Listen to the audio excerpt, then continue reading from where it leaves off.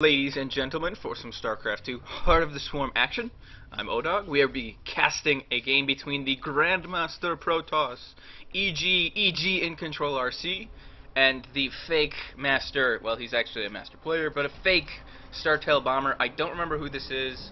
I did happen to see him streaming somewhere. Or excuse me, playing against someone who I was watching stream, and I can't remember who this is, but it is not the real STBomber, in case you're wondering. So there is that. I believe the map is Belshir Vestige. I should probably have checked that, since it was on the loading screen. But I was busy closing a window, so that A, no one heard me screaming, and was confused as to what the heck was going on, and B, so that I could, not freeze to death, because it's kind of getting cold and rainy here. So anyway, we have ourselves in the upper left-hand corner, the red Protoss, Mr. EGiNcontrol. And in the bottom right, we have ourselves, again, not the real STBomber, but a STBomber, STBomber. At least I believe. Maybe he's confused as to why everyone keeps mistaking him from someone else. He's like, I'm just STBomber. The ST doesn't stand for anything. It's just, they're just initials. What's wrong with you people? So anyway, in the upper left again, we have in control. Looks like he is chrono boosting probes and pylons. They will win you games. That's all you have to make. You don't actually have to make zealots or stalkers or high templar or colossus.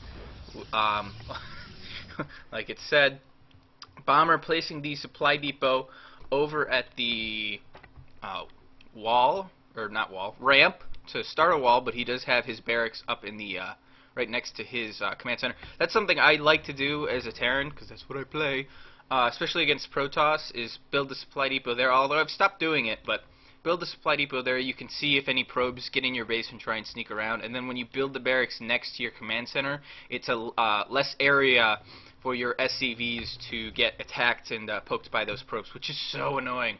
So in control, putting down an assimilator, he's got his second pylon on the way.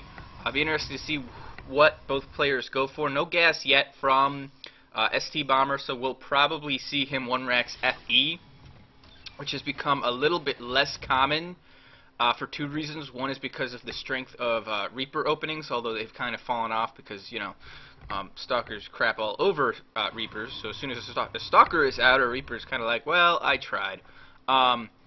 There's the command center, so Bomber being safe against in control, not placing the command center on the low ground. And the other reason why 1-rax FEs have fallen out of style is because of Oracle builds, especially proxy Oracles, because Oracles just absolutely destroy Marines. I had one game where two Oracles flew in my base, and I think I lost like 8 or 10 Marines to as my game lags. 8 or 10 Marines to the 2 Oracles, and I don't even remember if I killed a single Oracle, and I was like, what the heck is this? It was not good. It was not good. So in control is going to expand, but the engineering bay block goes down by Bomber, so that's going to cause in control to have to use his stalker to actually attack that engineering bay, or he could let the probe poke at it and electrocute it for the next, I don't know, 5 minutes or so. So no, the stalker is going to help out, try and get that nexus down sooner. It will delay it, which means that Bomber's command center is actually going to finish, I think, before in control's nexus even starts. And yes, actually it will. So that's a pretty big win for Bomber, especially because in control not really teching all that hard, although he does have only one gateway and a Twilight Council, so he is starting to tech now. And he does have enough for a command nexus. Build the nexus. Build the nexus in control. Build the nexus in control. He does place down a proxy pylon, always a good thing. Maybe he's faking. Maybe he's going to build a bunch more gateways and go for an attack. Okay, so apparently he's going to do something with Dark Templar? Dark Templar. Dark Shrine. Dark Shrine. Dark Shrine. Dark Shrine. Dark Shrine. Yes! He calls it! Oh, yes, I'm impressive. I am so good. But Bomber seems to know something is up. He did happen to... Let's check. No. He did happen to scout, see that there was only one gas that had been taken. He did delay that nexus. He doesn't have anything else up there to see what's going on EGiNcontrol does put down the Nexus. Actually, no, it can't be because it's not going to hit for another minute, and there's no Robo Bay down. So I was wondering if this was the MVP Tails build where Tails went for the DT expand and the DTs hit at 720, which is just absolutely ridiculously fast for any Terran. It looks like maybe EGiNcontrol's going for something like that, but it's going to be way delayed. So the Mothership Core is going to head out, probably check for any sort of push. Bomber seems to know what's going on. He's got multiple bunkers. I'm very confused. He went command center first, and then built a crap ton of bunkers and 2 more barracks, and is getting stim. He does have concussive shell. I don't know. This is a ladder game. I don't know what number ladder game it is. I mean, for all I know, we do have a Dark Templar. Oh no. Oh no. Oh, he does not have a scan yet. Oh, and Bomber barely gets up the supply depot. It looked like maybe he wouldn't be able to get that supply depot up, and he does have a scan now, which means that this Dark Templar is not going to be able to do anything. However, EGiNcontrol is ahead. Mules will allow, especially double mules, will allow Bomber to mine faster on the single base, which means he will have a slight army advantage, especially once his tech finishes. EGiNcontrol's gonna have to, well, he's gonna have to hold on. He's well ahead right now, especially even though he went DT opening and did not actually do any damage. And one single scan here, so Bomber's gonna have to hit it, and the DT's not actually going after the SCV, making the, there we go. Yeah, that was a slight mistake. He didn't go after the SCV, making the missile turret. That's the only SCV down here, which means that it definitely would have taken a while, at least a little bit longer, to get that another SCV down there to continue the missile turret, and wasting a scan to kill that DT. EGiNcontrol probably could have warped in another one and sent him in before that missile turret even got finished, and it would have been really annoying for the Terran to deal with. But EGiNcontrol, very, looks like he's saturated both bases. Well, actually, his natural is not all that saturated. He's going double forge for the double upgrades. He's got all 4 of his gas guys going. He's still only on 3 gates, so not a big army, which I really think that he could be in trouble. Double medevacs just about to hit the field here, and without some really good force fields, I think EGiNcontrol might take some heavy damage here. He does have a nice amount, he does have nice coverage here.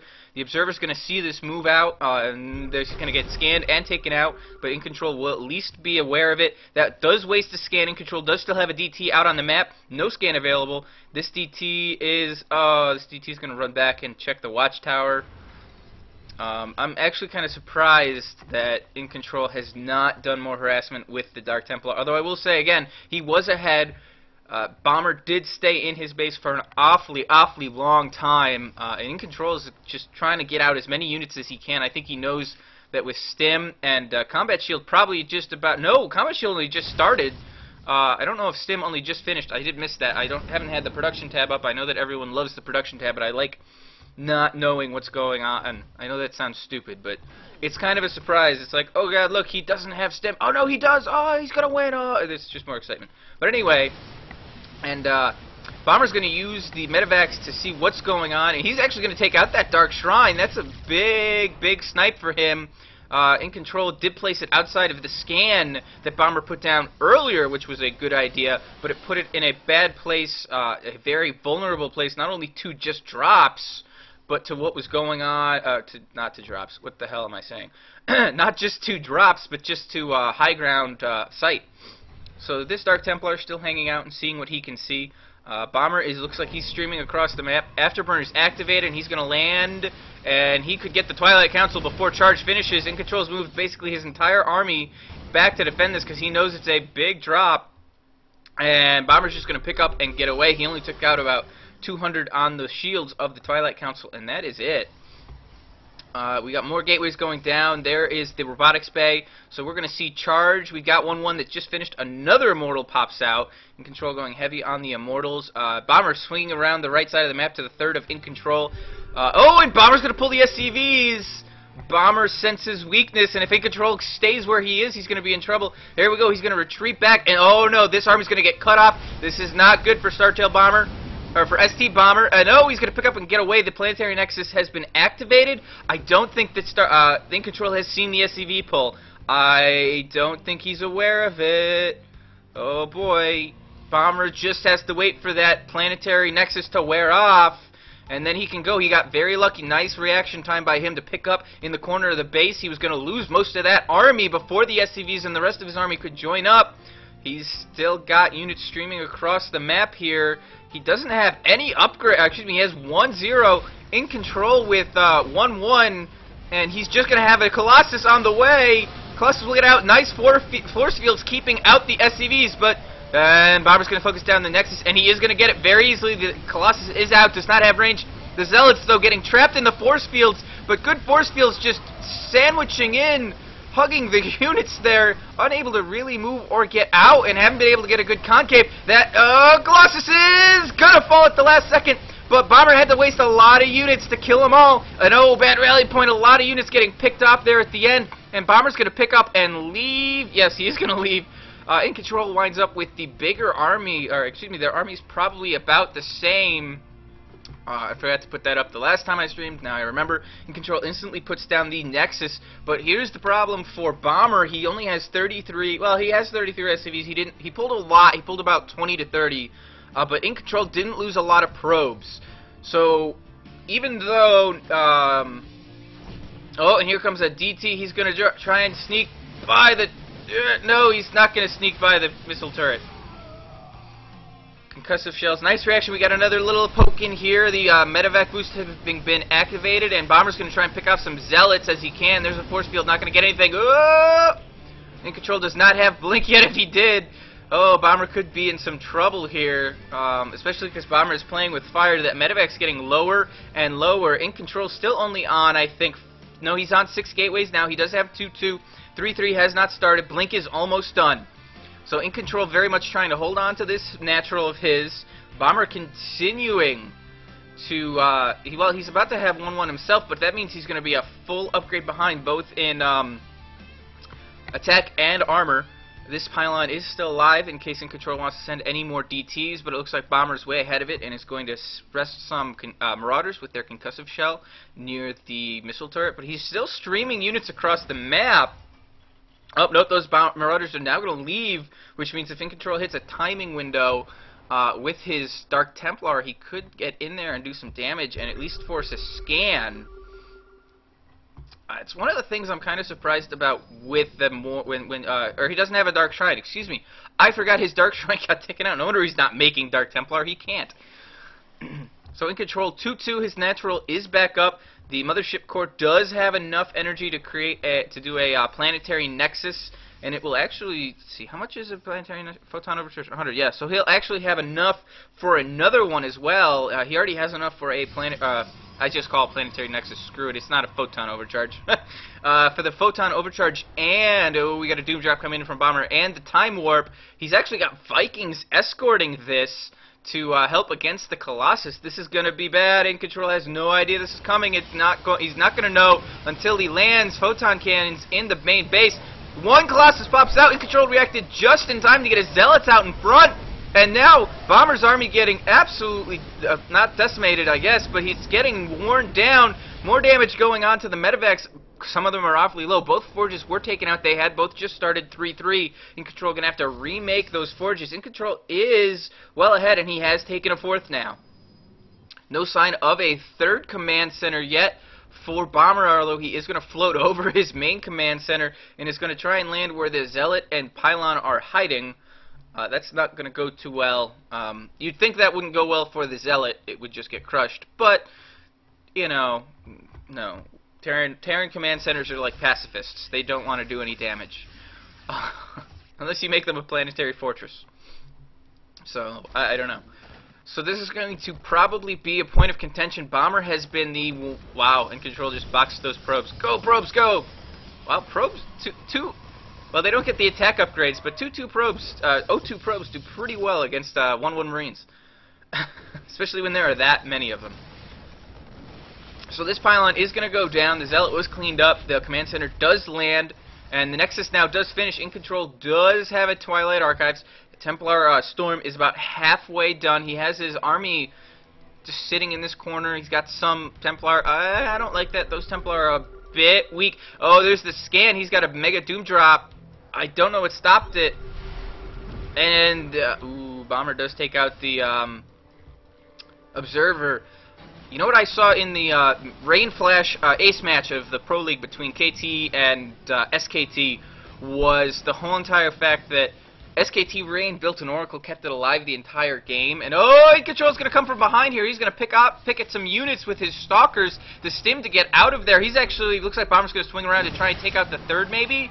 Yes, he's going to try and swing around, take out the third, probably pick up and boost out. The Vikings get up and over to try and take out whatever Colossus they can. They are looking like maybe they'll get one. They're not going to get one, but they will take it down to very low health. That Nexus is going to go down, and these units are all very low, and even the Medivacs are pretty low. No Blink. Oh, he does have Blink. He used it to get into that fight, but isn't able to take anything out, although Bomber did take heavy losses. But EGiNcontrol actually up 45 supply over Bomber. Bomber is, with this constant pressure, has had to sacrifice a lot of tech and a lot of upgrades. 3-3 is only now just starting for EGiNcontrol. His mine is completely mined out, or main is completely mined out. Natural looking a little low as well, having to rebuild this third Nexus. And EGiNcontrol says, you know what? Your army can't handle mine.